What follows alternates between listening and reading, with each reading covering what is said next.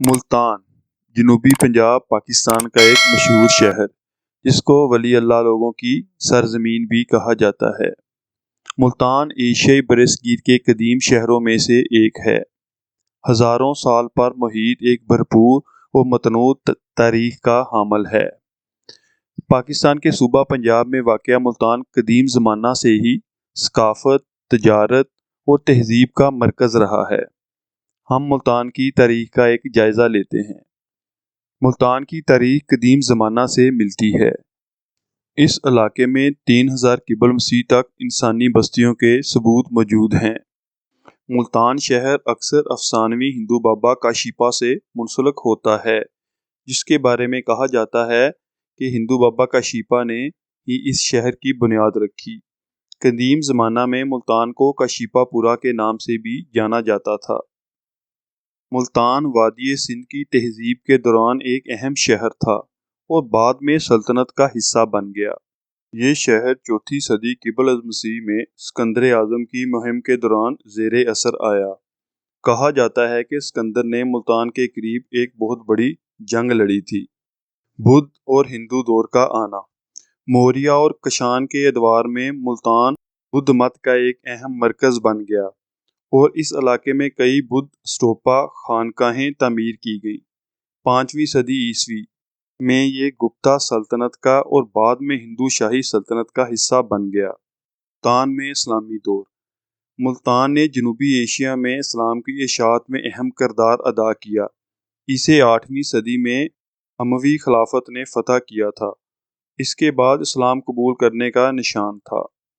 اسلامی حکومت کے تحت ملتان تصوف اسلامی علوم کا مرکز بن گیا۔ بہاؤالدین ذکریہ سمیت معروف صوفی بزرگوں کے مقبرے ملتان میں موجود ہیں۔ یہ شہر قدیم شاہراہ ریشم کے ساتھ ایک اہم تجارتی مرکز تھا جو وسط ایشیا کو برصغیر پاک و ہند سے ملاتا تھا۔ غزنوی اور غوری حکومت۔ ملتان پر قرون وسطی کے دوران غزنویوں اور غوریوں سمیت مختلف خاندانوں کی حکومت رہی ہے۔ اس خطے نے متعدد حملے اور تنازعات دیکھے ہیں کیونکہ مختلف مسلم حکمرانوں نے اس کی دولت اور اسٹریٹجک مقام کو کنٹرول کرنے کی کوشش کی۔ مغلیہ خاندان کا دور۔ ملتان 16ویں صدی میں شہنشاہ اکبر کے دور میں مغلوں کے زیر تسلط آیا۔ مغلوں نے شہر میں کئی تعمیرات اور عجائبات وغیرہ بنائے، جن میں ملتان قلعہ بھی شامل ہے۔ اس عرصے کے دوران ملتان اپنی کپاس کی پیداوار کے لیے مشہور ہوا اور اسے دی سٹی آف سینٹس اور سونے اور کپاس کے شہر کا لقب ملا۔ برطانوی نوآبادیاتی دور کا حصہ۔ برصغیر پاک و ہند میں برطانوی نوآبادیاتی حکومت کے دوران ملتان 19ویں صدی میں برطانوی سلطنت کا حصہ رہا۔